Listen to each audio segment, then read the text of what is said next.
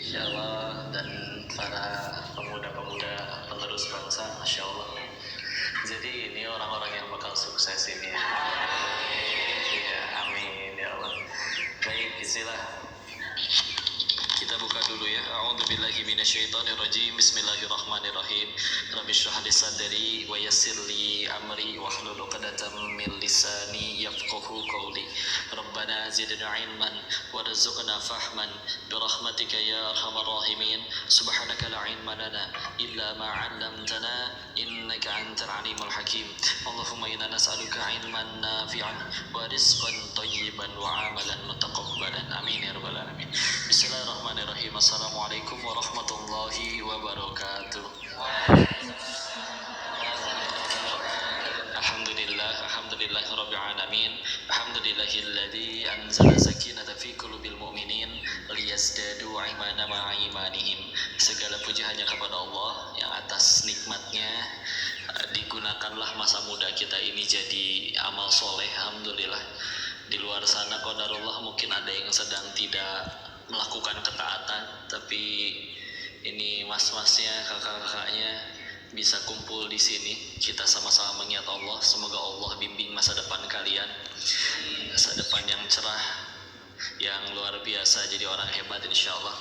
Dan salam semoga selalu tercurah kepada junjungan kita baginda Rasulullah Muhammad sallallahu alaihi wasallam beserta para keluarganya, sahabatnya, dan semoga Allah sanggupkan kita istiqomah meniti sunnahnya insyaallah. Salam takzim kami pada Bapak Ustaz Haji Sutopo ya. Ustaz izin Fadi aja panggilnya. Oke, Masya Allah. Semoga Allah muliakan beliau selalu dan keluarga dan adik-adik dari pesantren Miftahul Huda. Betul? Yang di Bantar Kambing ya? Masya Allah. Semoga Allah jaga selalu. Dan ini anak-anak Tazkiyah, udah bukan anak-anak ya. Masya Allah. Ya kan kalau udah dekat biasa anak-anak di mana? Gitu ya. Are-are alhamdulillah. Baik, istilah judul kita hari ini Muslim Milenial Cerdas dalam Literasi Media. Satu hal, kita bicara literasi dan bicara kecerdasan. Literasi medianya, media itu aslinya cuma alat ya, tergantung orangnya mau dipakai apa. Kalau dia orangnya pengen nyebarin apa hobinya, komik ya udah dia bahas komik. Hobinya bola ya udah dia bahas bola. Jadi kan tergantung orangnya. Makanya kalau pengen pertama dibahas, si orangnya ini dulu yang mesti kita benerin rapi. Dan kadang suka ada banyak salah kaprah terkait kita tuh belajar, kita tuh ngaji, kita tuh ngapain, tujuannya itu pengen apa? Sederhana ya, coba ditanya. Orang tua kalian menguliahkan, menyekolahkan kalian biar Oke, ada yang jawab sukses. Tapi kalau ditanya ke para ibu-ibu biasanya jawabnya biar pinter gitu ya. Nah, pinter bagus. Sukses juga bagus, tergantung. Tapi kalau ibarat kalau di kalangan para pencuri ya, pencuri yang berhasil nyuri makin banyak dia pencuri yang sukses. Ya, tergantung kan suksesnya dari golongan dari apa dulu nih. Pemain bola kapan suksesnya? Ya kalau juara gitu. Kalau yang malas main kapan suksesnya? Kalau nggak dimain-mainin enak di bangku cadangan melulu. Ya tergantung kan. Maka kita lihat dulu ya. Rasul berdakwah. Kenapa bahasnya dakwah dulu pertama kali? Ingat bahwa semua manusia yang paling Allah muliakan jelas itu adalah para nabi. Semuanya punya skill masing-masing, betul? Nabi Nuh alaihissalam tadi dibacakan kisahnya oleh Ustaz, siapa namanya Ustaz? Masya Allah, Ustaz Bintang, alhamdulillah, surat Hud tadi. Nabi Nuh bukan hanya Rasul, tapi juga bisa bikin kapal ya. Guru saya Ustaz Budi Ashari pernah mengumpulkan literasi tentang Nabi Nuh alaihissalam, kapalnya terutama, lalu dibawa ketika ceramah di sekolah tinggi perkapalan, ketemu dosen-dosen dan guru besarnya. Dikasih lihat, mereka berkata, ini siapa sanggup bikin kapal kayak gini? Dijawab oleh Ustaz Budi, oh ini kapalnya Nabi Nuh alaihissalam. Ahli ya. Nabi Idris alaihissalam penjahit, Sebelum zamannya beliau pakaian tuh kayak kain ihram, dibuntel-buntel doang, ya. Nggak kayak sekarang ada bentuknya. Semenjak beliau ada jahitannya. Rasulullah orang Quraisy sudah jelas ya, ila fihim rihlatasyita wa shaif. Rihlah, apa artinya rihlah di situ? Sebetulnya ya perjalanan ya. Orang kadang suka yuk rihlah, yuk jalan-jalan gitu ya. Nah, apa bedanya jalan-jalan kita sama jalan-jalan orang Quraisy? Kita jalan-jalan ngabisin duit. Orang Quraisy jalan-jalan jadi duit. Itu kan bedanya. Mereka pergi ke utara, ke negeri Syam, jadi bisnis. Pergi ke negeri Yaman, jadi bisnis. Udah pada pintar, ya. Tapi mereka semua memilih tujuan untuk berdakwah, ya. Semuanya sama-sama berdakwah. Nah, ketika mereka semua berdakwah, apa tujuan mereka berdakwah? Apa pengen bikin cerdas? Enggak ternyata. Bikin pintar, apalagi. Karena demi Allah kita tuh nggak pernah kekurangan orang pintar. Yang bahkan mungkin dia bukan muslim, ya, lahir langsung pintar dari sononya ada pasti. Jago ngitung, cepat apal, gak lupa-lupa, ada pasti, ya. Cuman kan ini dia, kalau di si pintarnya, si cerdasnya, si otaknya dipakainya dengan sesuatu yang tidak baik, ya kayak maling. Kalau maling bodoh, malingnya mau nangkep ayam, ayamnya nggak ketangkep, malingnya yang ketangkep, kan bodoh, ya. Kan repot kalau malingnya pintar gitu, yang nyuri sendirian, yang kelaparan jutaan rakyatnya, nah ini repot, ya. Apalagi ngecek pintarnya dari mana kok? Oh, tinggal lihat nilainya. Nilai kan bisa beli kunci, ya kan? Nah, udah gitu, nggak cuma beli kunci, nggak usah beli kunci deh, langsung beli jasanya bisa nggak? Oh bisa, Indonesia, ya. Shell, bukan, Konoha, ya. Wakanda, ya. Ada, salah, ya. Masya Allah. Udah gitu, udah mai jasanya beli, pinternya dilihat dari nilainya yang juga bisa beli kunci jawaban, tahu-tahu mimpin jutaan rakyat. Ya. Allahu a'lam bishawab, ya. Maka balik lagi, untuk apa pendidikan dalam Islam, dakwah dalam Islam itu tujuannya apa? Ya. Quran surat 62, surat apa? Setelah As-Saff, sebelum Al-Munafikun. Hah? Enggak, surat ke-38. Al-Jumu'ah, muntasarakallah, ya.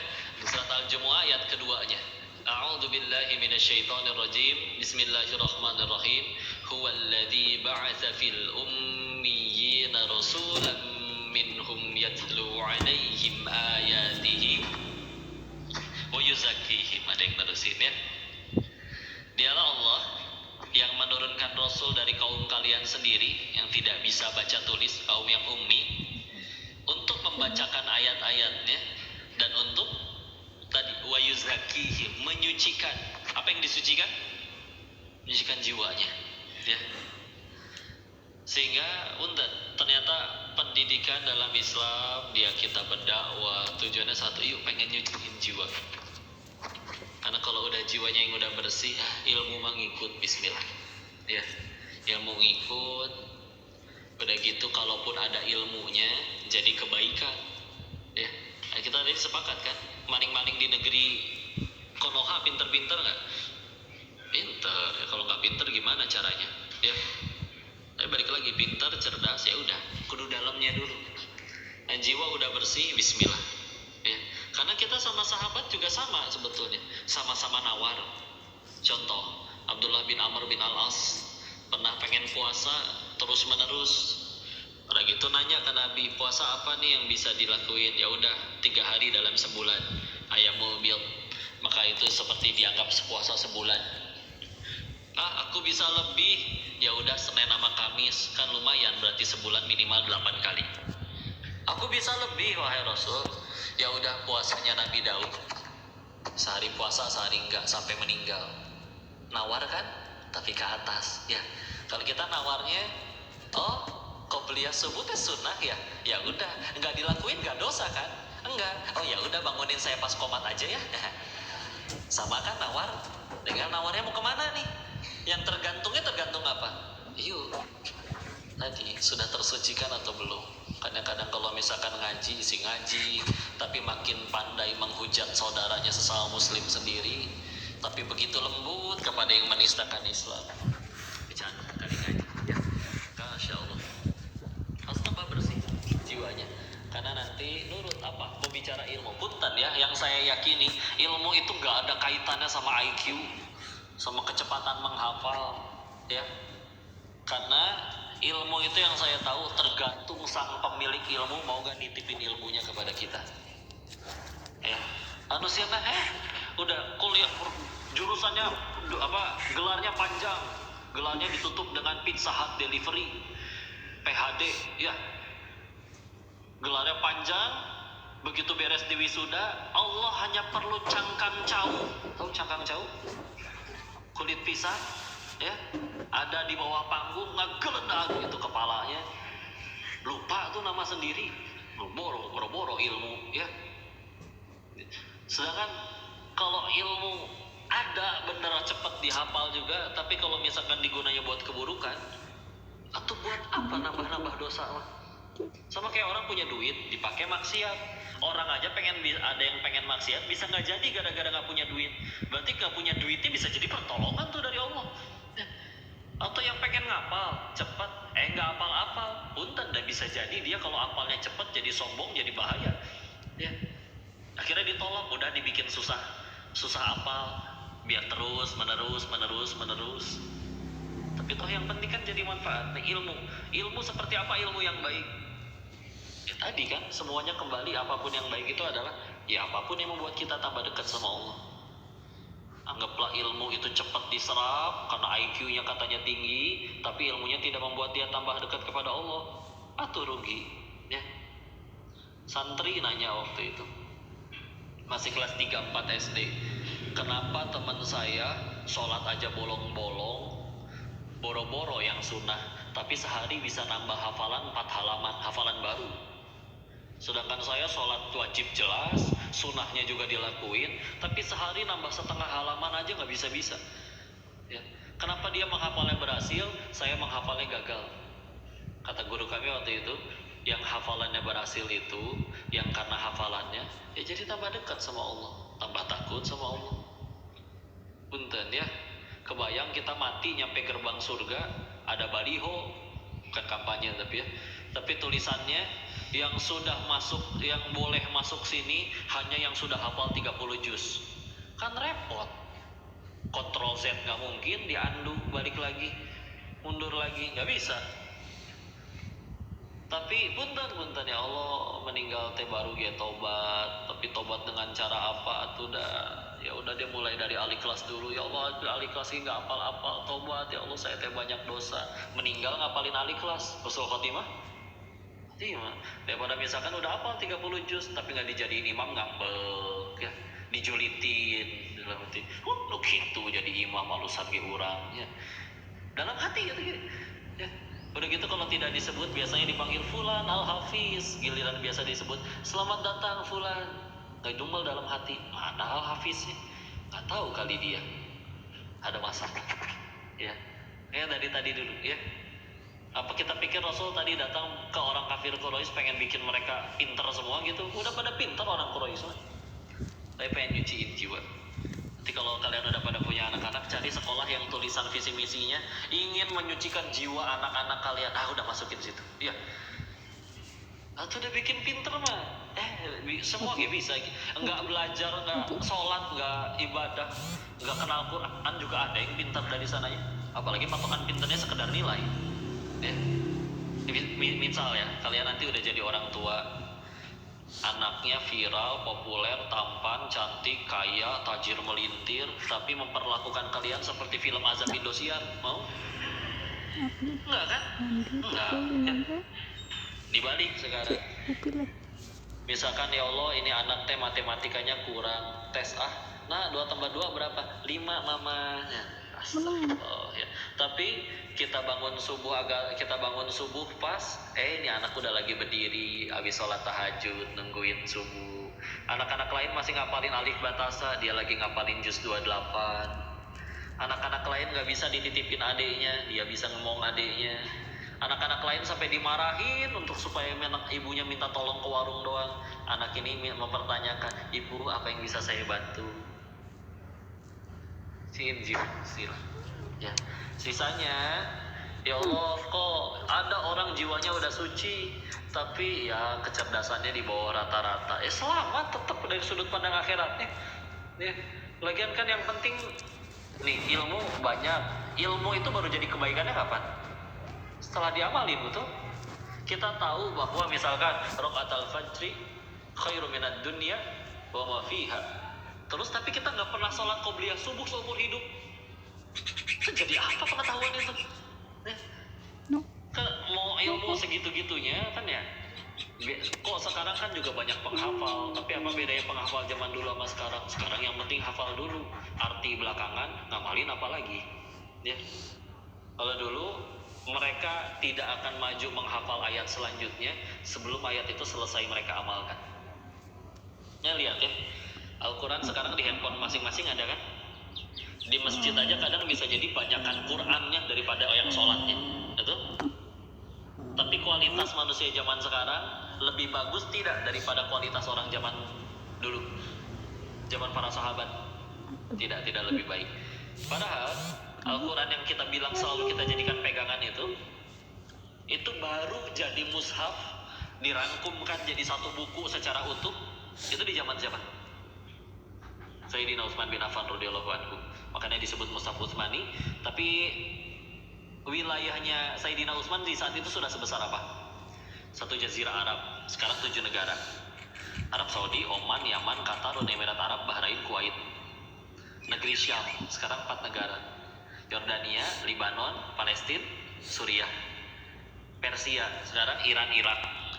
Terus Romawi Selatan sudah mulai takluk. Afrika Utara 5 negara, Mesir, Maroko, Tunisia, Aljazair, Libya.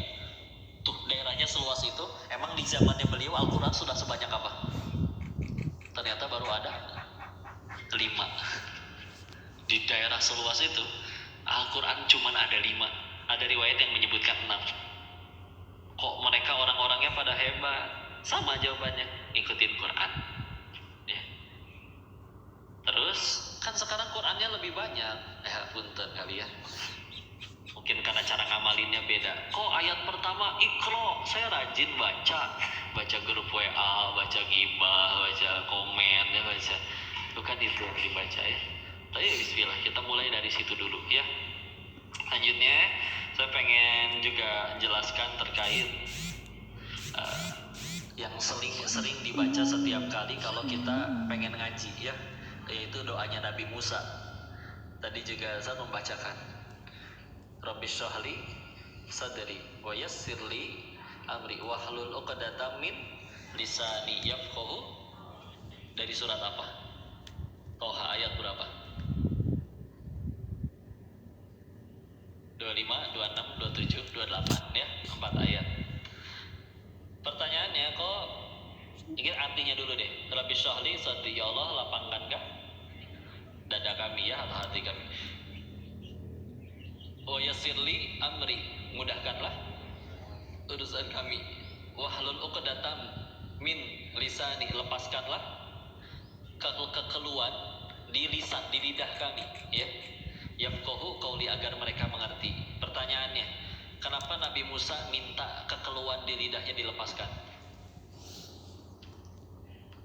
Ada yang paling sering dijawab adalah karena dulu Nabi Musa dari riwayat pernah makan bara api gitu ya. Ada ahli tafsir yang dibahas oleh guru-guru kami bahwa menyebutkan kalau Nabi Musa itu bicaranya gagap karena pernah makan bara api, maka itu tidak sesuai dengan ayat Al-Quran yang lain. Yang mana kok surat ke-14 Ibrahim ayat ke-4, bahwa kenapa di ayat itu bahwa Allah menurunkan Rasul bilisanin qaumihi, dengan lisan kaum mereka sendiri. Untuk apa? Linubayyina lahum, untuk menjelaskan kepada mereka. Gimana caranya ngejelasin tapi ngomong gagap, gimana ceritanya? Jadi ada ahli tafsir yang tidak sepakat kalau Nabi Musa itu gagap. Tapi nggak cuma menyanggah, beliau memberikan 2 alasan. Terus yang dimaksud kekeluhan di lidahnya itu apa? 1, karena Nabi Musa pernah makan jasanya Firaun. Kapan kok yang angkat anak Nabi Musa ketika dihanyutin ke sungai siapa? Istrinya Firaun ya, siapa? Asia. Asia kan ibu rumah tangga, pemasukannya dari mana? Iya, berarti yang ngasih makan Nabi Musa. Makanya paling berat dakwah ke orang tua sendiri kan, karena kita terlalu banyak makan jasa beliau. Jadi pelajaran pertamanya, buat kalian yang bismillah akan jadi cahaya kebaikan bagi banyak umat.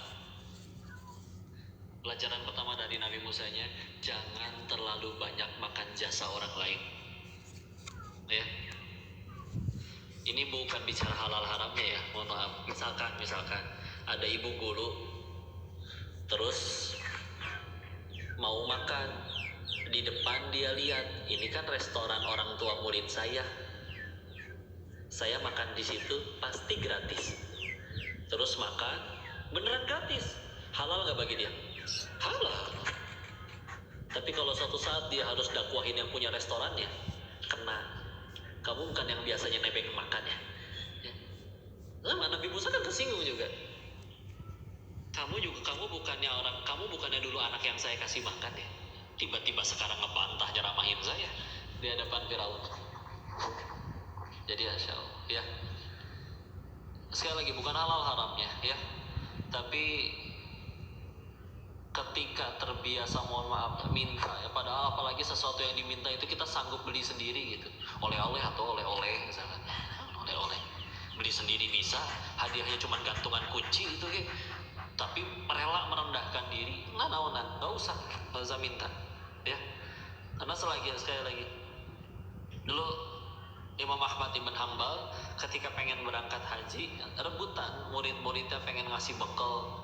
Tapi kan beliau tolak semuanya. Sampai akhirnya waktu di Mekahnya bertahan hidupnya beliau jadi kuli panggul. Kok orang gak pada kenal beliau Imam Ahmad? Kan dulu belum ada Google, jadi gak hafal mukanya yang mana. Cuman tahu namanya sudah besar. Tapi kan beliau juga gak pakai name tag, hello, I'm Imam Ahmad. Enggak kan? Gak pakai name tag yang kayak gitu. Jadi gak tahu orang juga ya. Karena beliau gak mau menerima sesuatu dari orang tanpa melakukan sesuatu untuk orang itu. Gak mau makan jasa, berat ya. Dititipin dunia bukan berarti dimuliakan, dicabut dunianya juga bukan berarti dihinakan kok, enggak, tenang aja ya. Dan yang penting cukup, banyak nggak cukup juga kan repot, makanya nyuri lagi ya. Seperti itu. Yang kedua, kenapa Nabi Musa minta dilepaskan kekeluhan di lidahnya? Karena pernah melanggar peraturan Firaun juga. Kapan kok? Surat 28 Al-Qasas, ada orang Bani Israel sama orang Kibti, orang Mesir berantem, dipisahin, ngeyel, tonjok gue sekali, mati ya. Tahu? Pernah baca terjemahannya Al-Qasas? Lalu akhirnya melarikan diri kan ke negeri Madian sampai akhirnya menikah di situ. Sebagian ulama menyebutkan apakah ini sejaman dengan Nabi Shu'aib alaihissalam atau tidak ya. Tapi ketika akhirnya pulang harus berdakwah lagi kepada Firaun, sama kena. Kamu juga bukannya dulu pernah ngelanggar aturan ya. Nah itu kena kan. Di pesantren belajar ini nggak mustalah hadis? Belajar. Syarat hadis jadi sahih ada 5, apa saja? Adalah rawi, rawinya adil, ittasalu sanadnya bersambung. Udah gitu, hafalannya dobit, tidak ada syadz, dan tidak ada ilan mumtaz, barakallah ya. Adil di situ kan bukan adil dalam bahasa Indonesia ya. Adil di Indonesia kan pisang gorengnya 4, orangnya 4, berarti seorang 1 ya. Tapi adil di situ termasuk menjaga izahnya, kemuliaannya ya, tidak melakukan sesuatu yang tidak pantas meskipun itu bukan dosa. Contoh, bayangin kalau Imam Bukhari hidup di hari ini, kira-kira mungkin gak beliau nongkrongnya di warnet? Enggak, meskipun pergi ke warnet hukumnya apa? Dosa enggak? Enggak. Kecuali mungkin kalau udah sampai main melulu sampai ninggalin sholat, ya iya itu baru jadi dosa. Tapi pergi ke warnet main misalkan setengah jam gitu, diajakin temen, dosa? Enggak ya. Tapi kalau misalkan ya gak kebayang tuh Imam Bukhari main point blank gitu di warnet tuh, tero CS yang ada tero sama ini mah ya, CT B43 teh karbin dulu teh kalau nggak salah. Masih ingat? Insya Allah. Nah, udah gitu, itu yang kita lihat ya, jangan sampai menurunkan, karena kita perlu itu untuk dakwah ya. Ada orang yang membahasakannya kayak gini ya. Orang itu kalau udah sukses, dia kentut juga dianggap kata mutiara. Ya. Tapi kalau belum jadi apa-apa, mau dia berucap seindah apapun, dianggap kentut. Jangan ngomong kamu bau gitu. Meskipun surga kita bukan di mulut orang ya. Tapi kan toh memang yang memudahkan Rasul berdakwah itu karena jadi orang keren. Kata imam kayak apa yang ada imamnya, contoh Al-Furqan 74 lah ya, Rabbana hablana min azwajina wa dzurriyyatina qurrata a'yun waj'alna lil muttaqina imama. Kata imam di situ artinya pemimpin, betul. Imam itu pemimpin. Tapi kata guru bahasa Arab saya, imam itu satu akar kata dengan pola. Apa? Pola. Maksudnya apa kok? Kalau ngejahit ada polanya itu gampang, tinggal diikuti ngeguntingnya kemana, potongnya kemana. Kalau kita dikasih segulung kain aja, nggak dikasih polanya, ini diapain kain, motong ke belah mana, motongnya segimana juga bingung ya. Nah kan Rasul dalam ngedidik udah ada polanya, nggak sekedar asal nyuruh. Dan pertanyaan yang lain, Rasul ngedidik sahabat pada jadi hebat, Rasul pernah mukul nggak? Pernah? Ternyata pernah. Ada yang kalau kepada sahabat ada yang pernah kena fisik. Contoh Ibnu Abbas ikut sholat tahajud masbuk di sebelah kiri belakang, sama Nabi dipindahinnya kan dijewer, dipindahin. Kok itu kan cuma dijewer, pindahin ke kanan. Oke, yang ini biasanya pada tahu. Menjelang Nabi akan wafat, ada beliau bertanya, siapa yang pernah aku zolimi balas aku hari ini juga. Ada yang angkat tangan, perut saya pernah kena pukul pakai kayu. Kata Nabi, balas hari ini. Oh, waktu itu saya nggak pakai baju. Nabi lepas pakaian atasnya, terlihat perutnya diganjel batu karena sedang menahan lapar. Sahabat yang lain juga ada pada gerem kepada satu orang ini. Terus pertanyaannya, orang ini akhirnya mukul Nabi atau meluk Nabi? Berarti tahu riwayatnya. Karena dia berkata, aku mengetahui yang bersentuhan kulit denganmu diharamkan api neraka. Tapi lihat ya, sahabat ada yang pernah kena fisik sama Nabi, ada gitu yang dendam, kesel, dengki. Enggak. Kenapa? Keren, mengagumkan ya. Karena kadang yang kurang dari kita atau para orang tua misalkan, solehnya soleh sendiri, tapi tidak jadi yang mengagumkan. Kalau kalian pernah misalkan nanti magang atau jadi guru, biasa kami suka terapkan ke sekolah-sekolah, minta para wali kelas sebarkan kertas kepada anak-anaknya. Bapak kasih waktu 5 menit, tolong tuliskan keutamaan orang tua kalian, kelebihan, kebaikan apapun itu. Jangan kaget dengan apa yang terjadi. Jangankan 5 menit, itu setengah jam juga anak-anak masih ngelamun, apa bagusnya ibu saya, apa bagusnya si bapak ya.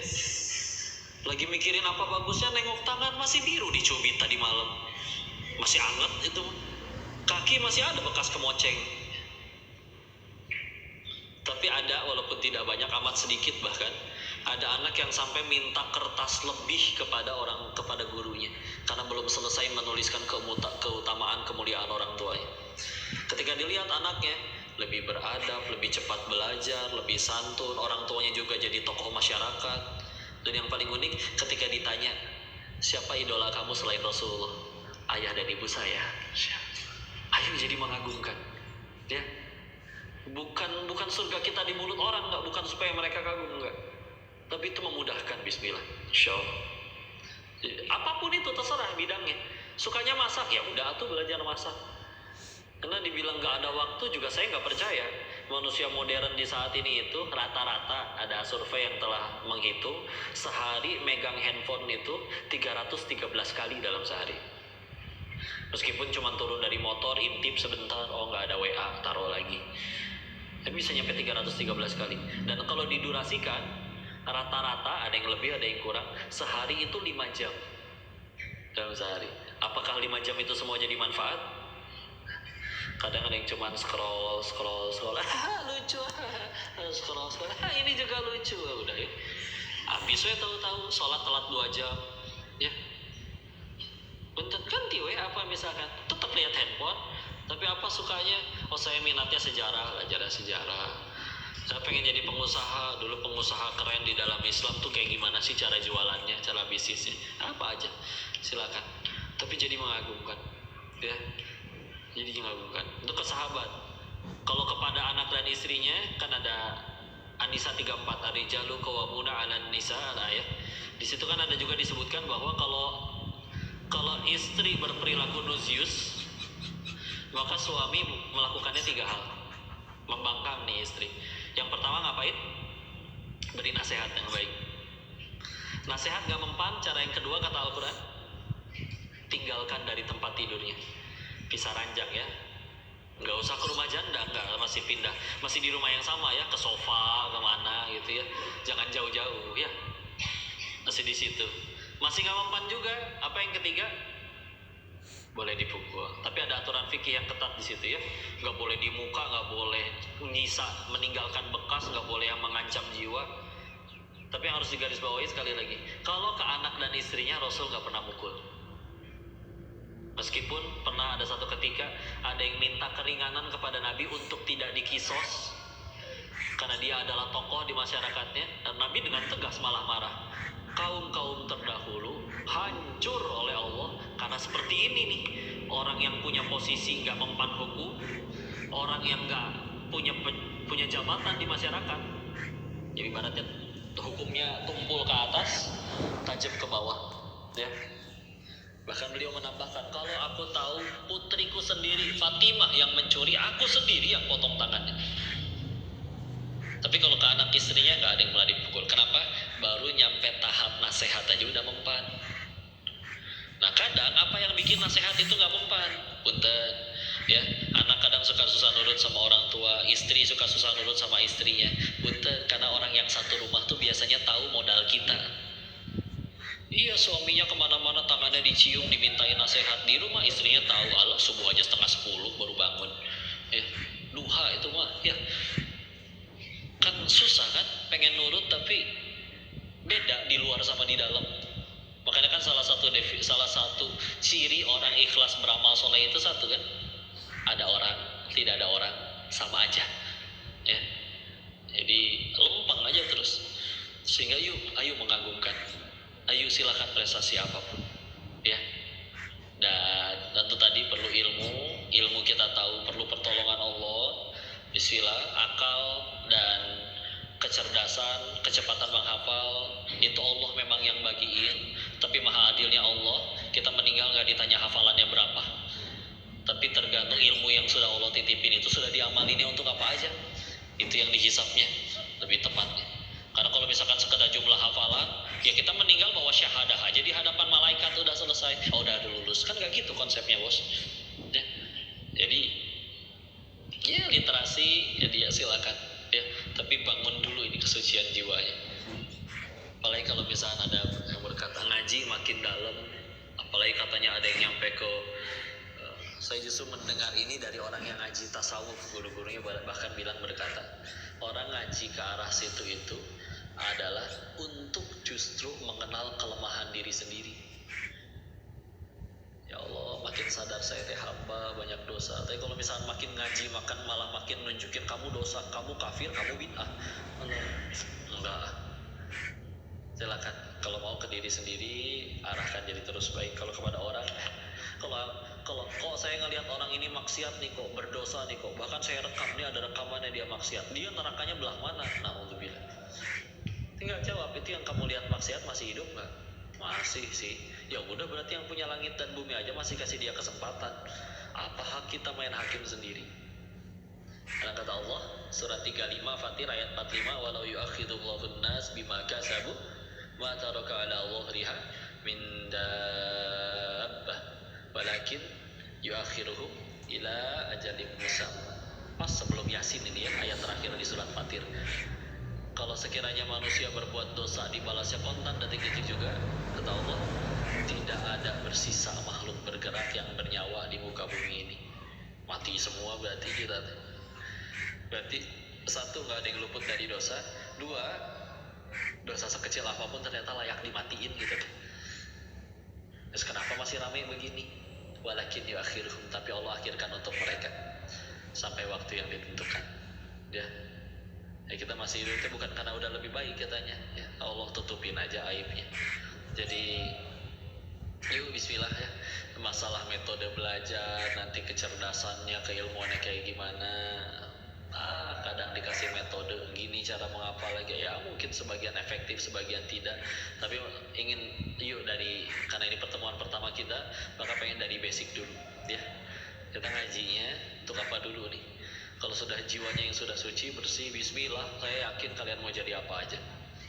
Kan perlu dicatat ya, ada 17 percakapan antara orang tua dengan murid di dalam Al-Quran, orang tua dengan anak di dalam Al-Quran, 17.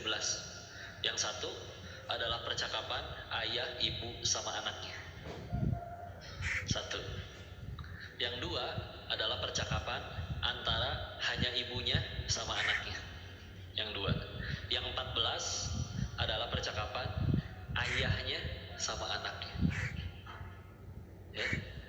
Ternyata ya ini pesan bagi misalkan kalau ada orang tua laki-laki ya, mah nih uang bulanan tolong ya anak kita jadi soleh semua, gimana caranya?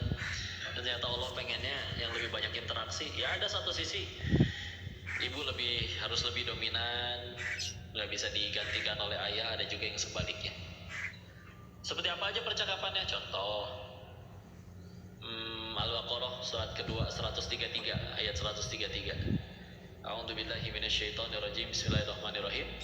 Am kuntum syuhada'a idh hadara Ya'qubal mautu idh qala li banihi ma ta'buduna min ba'di. Kan nyeritain Nabi Yakub menjelang wafat ya. Ngumpulin anak cucunya. Coba kalian punya kakek raja. Kakek kalian yang raja sebelum meninggal ngumpulin anak cucu, kira-kira mau ngapain? Bagi warisan ya. Tapi di situ beliau hanya bertanya satu, ma ta'buduna min ba'di, apa yang akan kalian sembah sepeninggalanku. Bukan ma ta'kuluna min ba'di, apa yang akan kalian makan setelah aku nggak ada. Enggak peduli ya. Nah, mau misalkan punten ya, kalian mau jadi apa terserah selagi nyembahnya Allah, Allah yang jaga kalian, kita kumpul lagi ke surga. Daripada nih anak pertama showroom, anak kedua mobil, anak ketiga apartemen, anak keempat apartemen, anak kelima apar musuh ya, macam-macam ya. Tapi gak peduli anaknya ini mau nyembah apa atau kayak gimana akidahnya, ya tuh mencar ya, dan mudah Allah mau ambil kapan aja juga. Itu yang nabi. Yang tidak nabi, misalkan ada Quran surat 31 Luqman ayat dimulai nasihatnya kan dari ayat 13 ya, dari sekian banyak. Akan ada tafsir yang menjelaskan bahwa Luqman ini secara fisik diremehin orang karena ya tidak tampan, berkulit hitam, berambut keriting ya. Dan bahkan ada riwayat yang mengisahkan bahwa anak-anaknya Luqman ini tadinya musyrik semua, tapi Allah berikan hikmah kepada Luqman, lalu akhirnya ya udah anak-anaknya jadi anak-anak yang soleh-soleha semua, yang baik. Lalu nasihatnya dari sekian banyak dimulai dari ayat 13. Apa nasihat dari ayat ke-13? La tusyrik billah inna syirka la dzulmun adzim. Jadi dikaolohin lagi dulu semua juga.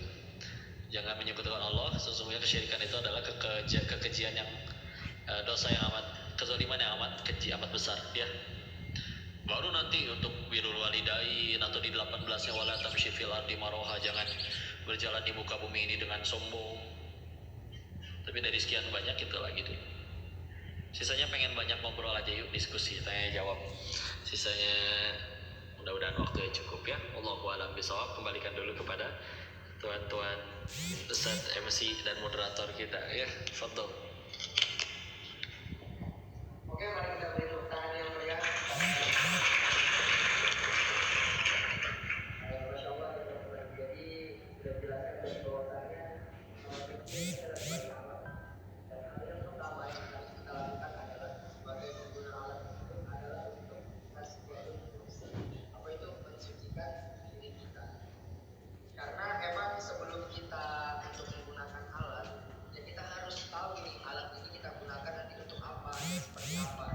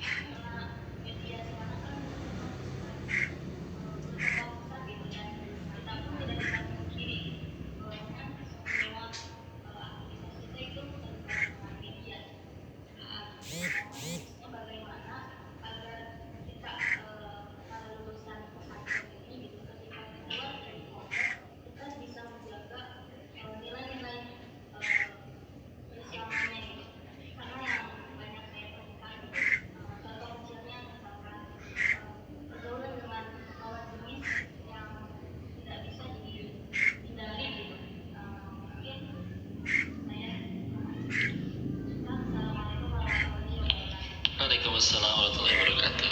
Langsung ya, satu. Kan ya alhamdulillahnya kan kita sudah punya panduannya ya, yang bahkan Nabi sudah ingatkan, tolong dua hal ini digigit dengan gigi geraham, jangan dilepas ya, karena itu yang jadi pegangan. Dan kalau ada yang bertanya waktu itu, pernah ada yang bilang kayak gini, kok nggak bisa atau semuanya balik lagi ke Quran dan Sunnah lagi, itu kan 14 abad yang lalu. Guru kami malah jawab kayak gini, oh gitu, tolong bawakan masalah paling sulit di masa sekarang, kami bisa bawakan masalah yang lebih sulit di zaman dulu dan udah selesai dengan Al-Quran dan Sunnah. Kalau Allah mau mudah bikin Nabi masih hidup sampai sekarang, kenapa telah wafat? Karena petunjuknya cukup untuk kita ikutin sampai hari kiamat. Kalau Allah mau mudah dibikin Al-Quran jilid 2 ya, tapi enggak, Al-Fatihah sampai Anas saja gak nambah-nambah, gak ada ayat baru, gak ada wahyu baru dari pertama turun sampai sekarang. Kenapa? Karena mereka meyakini bahwa itu semua cukup untuk jadi pegangan kita sampai hari kiamat ya. Tinggal tadi pertanyaannya, mau dipegang benar-benar atau enggak? Itu dua-duanya datang untuk menjadi petunjuk yang tembus ke berbagai tantangan zaman kapanpun. Makanya ketika akhirnya Nabi menyiapkan mereka, para sahabat itu dibangun pondasi yang benar-benar kuat. Kita tahu kan aturan fikih jatuhnya di Madinah semua, di ayat-ayat Madaniyah. Apakah ayat tentang aturan bagi zakat, wudu, tayamum itu jatuhnya waktu di Mekah? Enggak. Aturan-aturan yang secara fikih tentang talak, tentang apa, belakangan ya. Ayat-ayat yang di Mekah lebih pendek-pendek dan lebih ngebangun fondasi hari akhir, tentang hidup dan mati, kematian, akhirat, dan yang lain-lain ya. Ketika udah siap, baru datang aturan. Ini caranya begini, khamar mulai ditinggalkan, judi tidak boleh, riba tidak boleh ya. Nah, ngebangun fondasi dulu. Nah, alhamdulillah, karena jujur sebetulnya amat sangat iri, karena saya TK sampai SMA-nya saya sekolah Katolik, ngapalinnya Matius, Markus, Lukas, Yohanes sampai Wahyu, perjanjian baru ya. Sekarang dia masih ingat jadinya. Nah, tapi ketika akhirnya kenal Islam, jadi jujur pulang dari Thailand 2017 itu mikir, ya Allah, saya hidup selama ini udah 26 tahun, 26 tahun, berarti ngapain aja? Ya baru kan mulai ngajinya baru pas 2017. Maka itu pegangan yang luar biasa, yang dahsyat. Tinggal kita terus-menerus minta tolong kepada Allah, sambil itu dipegang, dijaga, sambil benar-benar diyakini ini. Kita ibarat udah ada panduannya, ada ajakan dari lawan jenis, ada tawaran pekerjaan, dari tawaran bisnis, dari rekanan yang lain, apapun itu, kita tinggal samain apa panduannya. Dia melanggar enggak? Selagi nggak melanggar, maka silakan.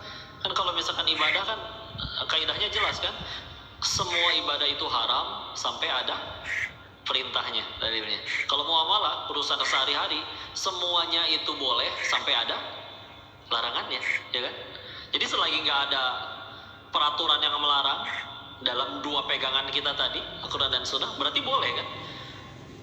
Kalau misalkan ini nggak dilanggar, gimana ya kok ya? Tawarannya gede nih masalahnya nih kok, ini berapa miliar dan peluangnya gimana misalkan, ya? Maka harus satu benar-benar diyakini, ini saya langgar, saya makin hancur. Harus cukup yakin dulu aja dengan itu. Karena kan yang bedain nanti tinggal di masalah yakinnya. Sebagaimana waktu Nabi Ibrahim alaihissalam waktu harus dibakar hidup-hidup, beliau juga yakin api itu panas. Tapi daripada yakin api itu panas, beliau lebih yakin tentang 3 hal. 1, kalau kata Allah saya harus mati, nggak usah pakai api juga mati. 2, kalau kata Allah saya nggak akan mati, jangankan api, tsunami, gunung meletus, gempa bumi, saya nggak akan mati kalau dilarang mati sama Allah. 3, kalau saya udah ngelakuin ini untuk Allah tetap mati, pasti Allah ganti dengan sesuatu yang lebih baik. Beliau lebih yakin tentang 3 hal itu daripada yakin api itu panas. Nah, bismillah, 2 hal itu benar-benar dipegang, jangan dilanggar, ditaati semampu kita, dan tentu harus kafah mudah-mudahan ya. Maka ya udah, itu yang nyelamatin. Karena toh nanti yang beda kan bukan nominal. Coba lihat ya, punten bicara tentang kaya aja. Kaya di dalam Islam itu ada ilmunya, tapi punten, kaya di dalam Islam itu murni cuman efek samping, pilihan ya, pilihan. Karena kalau kita kan kadang kebalik, aduh duha biar tokonya rame, jualannya laris, boleh sih, nggak bagus mintanya masih ke Allah, tapi efek samping itu mah yang lebih mereka kejar di saat itu adalah keberkahannya dan rahmat Allahnya, bukan nominalnya. Nah kita lihat ya, kalau emang benar-benar masalah di nominal ya, kenapa yang udah kaya masih nyuri melulu ya? Dan akan selalu kita temukan yang uangnya lebih banyak dari kita kok lebih stres, menderita. Ya Allah, dia naik BMW tapi nangis melulu, kita jalan kaki hujan-hujanan dia cengenges-cengenges aja ya, bahagia. Dan akan ada selalu kita lihat yang lebih sulit menurut kita, lebih sedikit kepemilikannya dari kita, kok lebih bahagia dari kita. Yang beda apa? Berkahnya kan? Nanti sekarang kita belajar bareng nih. Mungkin nanti 40 tahun lagi akan ada yang ngerasa, ya Allah dulu kita belajar bareng, kenapa sekarang dia udah punya banyak perusahaan, saya malah punya banyak utang. Kerjaan sama, kegiatan sama, belajarnya bareng. Yang bedain, itu dia berkahnya ya. Apa cara kita menggapai berkah itu tadi? Ikut sama syariat ya. Dan begitu udah syariat dilanggar, nominal tetap dapat. Jangan heran kalau ada yang ikut riba, bisnisnya makin banyak, buat supaya perusahaannya makin besar dia pinjam ke bank, bisnisnya makin besar, jangan heran. Tapi yang hilang kan bukan nominalnya, berkahnya. Kalau ada berkahnya yang hilang, gampang. Anaknya jadi pecandu kek, anaknya kena judi online kek, istrinya selingkuh kek, dianya nggak senang, nggak bahagia kek ya. Yuk lihat tuh, berapa banyak orang yang mungkin ada di tetangga sekitar kita nyari duit dari gelap sampai gelap, sebelum subuh udah berangkat, setelah isya nggak pulang-pulang, kaya enggak, banyak utang iya, mati duluan lagi, kan repot ya. Udahlah, bismillah ya, itu dijaga benar-benar. Jadi yang dikuatin yakinnya, karena suka tidak suka, mau tidak mau, cepat atau lambat kita tuh butuh Allah, pasti nyari Allah. Cuman kan pilihannya dua, mau datang dengan sukarela atau harus diseret dulu. Ada kan yang datang kepada Allahnya harus diseret dulu, ketipu dulu, dikhianatin orang dulu, dipecat dulu, diremehin orang waktu reunian dulu. Cuman masa harus nunggu itu dulu? Cari Allah sekarang. Lihat ya, sahabat dari golongan yang tua-tua tuh kehitung jari, paling cuma Abu Sufyan. Sisanya dari golongan tua mana lagi? Walid bin Mughirah, Abu Jahal, mati kafir semua. Tapi jangan heran anak-anaknya. Anaknya Abu Jahal siapa? Ikrimah ya. Ikrimah bin Abu Jahal radhiyallahu anhu, tetap aja anak bapaknya Abu Jahal, tapi ulama mengakui anaknya sahabat Nabi ya. Walid bin Mughirah, pentolan Quraisy, anaknya siapa? Khalid bin, nyambung kan? Khalid bin Walid bin Mughirah. Satu-satunya manusia yang nyaris ngalahin Nabi perang di Uhud, Khalid doang. Tapi setelah jadi Islam, jadi Saifullah, jadi pedang Allah. Lihat ya, kalau ngejar Islamnya dari muda, Allah yang jamin masa depan keren di hitungannya. Tapi kalau dientar-entar, ya meskipun kok kan tobat maksiat 60 tahun, tobat 1 hari bisa diampunin gak sih? Kok bisa? Asal tobatnya tobat nasuha. Cuman pertanyaannya, siapa yang janjiin kita ada umur 60 tahun ke depan ya? Tapi lihat, semua yang akhirnya mulai nyari Allah dari muda, gak peduli ya dulunya mau dia kayak gimana, raja perampok kayak Jundub bin Junadah, lebih dikenal dengan nama Abu Dzar Al-Ghifari, mau tukang maboknya kayak gimana kayak. Tapi kalau udah kenal Allahnya, udah lebih segera mungkin, nantikan masa depan yang cemerlang dari Allah ya. Udah itu dipegang dua-duanya, Allah yang jaga kalian. Wallahu a'lam bishawab.